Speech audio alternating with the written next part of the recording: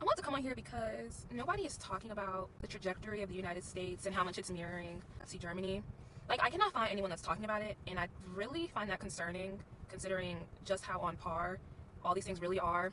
The only thing I would say is missing would be the Hitler. I mean, the closest we'd have is Trump. However, he's just,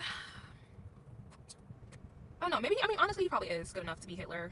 White America doesn't need to be particularly impressed to embrace fascism and white supremacy.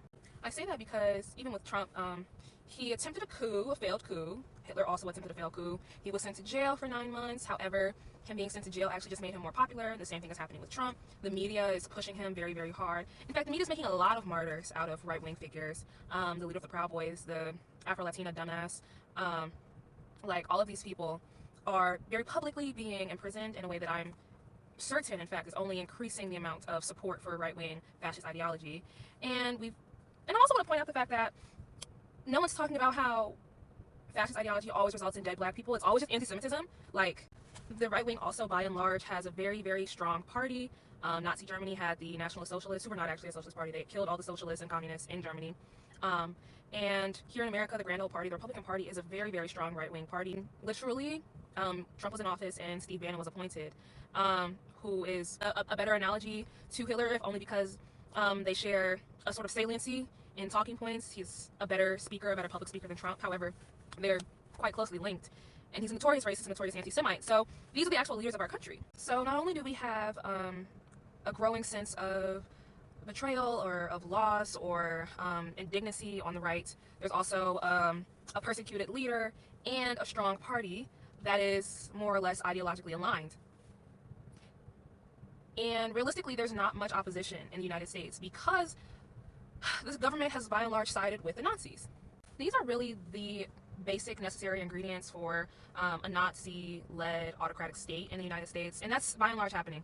The proposal for Cop City, which is not just meant to be in Atlanta, but is going to eventually be spread out to the rest of the United States to enforce more, essentially martial law on the public and on the people.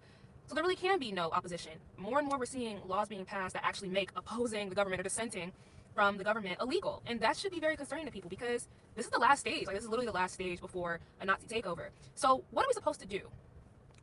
I suspect that the next things that are going to happen, this is my personal prediction, based on the talking points of the far right here in America, I do expect there to be increased hate crimes against black people. So they're going to kill more black people. I believe they're going to start attempting to do more hate crimes against the Jewish community. The Jewish community, however, unlike the black community, actually has different forms of protection that really just, we don't really have many militias or security systems in black America. So it's much easier to target us. But I do expect that the Nazis are going to start making more moves towards targeting Jewish people. I also expect to see more and more queer LGBTQ people being put in jail. Similarly, under the Nazi regime in Germany, you know, the upside down triangles. I expect that. Because we live in the US, as opposed to like the gas chambers and the very specific work camps that there were in Nazi Germany, it's far more likely that they will use the Republican and right-wing apparatus to just put more minorities in jail, to increase the amount of immigrants in jail and to increase the amount of LGBTQ people in jail. That's just it's already present, it's an already up and functioning system. It's not very hard for mass incarceration to just get ramped up. That is the plan. Like, I'm not even saying this in terms of like, oh, it's a projection. Like, that's the actual plan. So I'm not saying this message to put fear in people's heart. In terms of what I think we should do as the targets of this upcoming violence, there's a couple of different strategies that I'm hearing laid out, and I also have critiques of those strategies, and I'll also give my own opinions on what we should be doing as community and as individuals to prepare for this coming period in our history. Number one, there's a strategy about voting. As I've already previously laid out, the government has by and large sided with the Nazis. And I mean the government apparatus as a whole, not party to party. Like, that includes the Republicans and the Democrats. As we've seen with the so-called progressives within the Democratic Party, they have also more or less given up on actually being progressive, as we've seen with AOC and Bernie now endorsing Biden, who's also been pretty lukewarm in terms of oncoming hate and anti-Semitism and anti-black violence. So I don't think that we need to vote more progressives into office. I mean, sure, that's like the bare minimum, but I don't really see that providing much of any protection for us as individuals on a city to city, community to community, or state to state level, right? What we need to be doing is organizing coalition parties and our own protection forces. Me, I am a black woman, I'm a lesbian, and I am a leftist. I'm like target number one in terms of the Nazis. Like, I'm the source of all the problems, apparently, to white men, which is insane because I don't even see it on a day-to-day basis, but okay. as time goes on, the likelihood of people like myself, or even people like yourself, you might not be queer, you might not necessarily call yourself a leftist, a socialist, or a communist, right? But you're probably not a Proud Boy. I certainly hope you're not, because rest assured, once they take over, all of those people of color in those right-wing groups and militias, they're getting the boot. So, choose wisely what you do with your time, right? But all of us who do not fit that standard, that Aryan standard that the Nazis love to talk about, even though most of them don't even meet it themselves, right?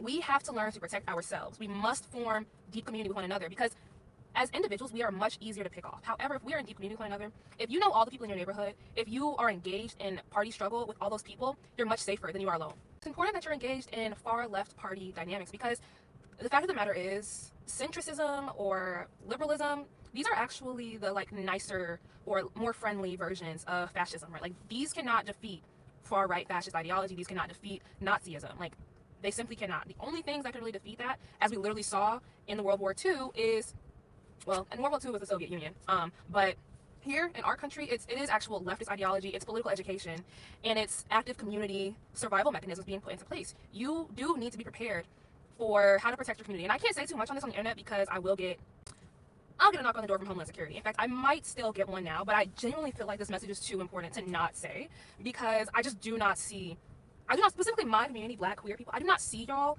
banding together. I do not see y'all forming, I'm using the word protection groups, but I don't see y'all getting organized. I don't see y'all purchasing, I'm not seeing that, and I need to see that, especially if you're in the Atlanta area, or even if you're not, if you're in these rural areas, right? Like, y'all, they are coming for you.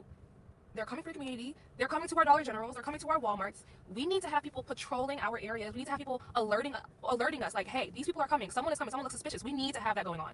And the other thing about organizing with either a socialist or a communist party of some sort is that they have necessary structures. They have information, text that will also be helpful in allowing you to do all these things legally, right? And figuring out ways to forego certain detections by certain people. I really cannot say too much.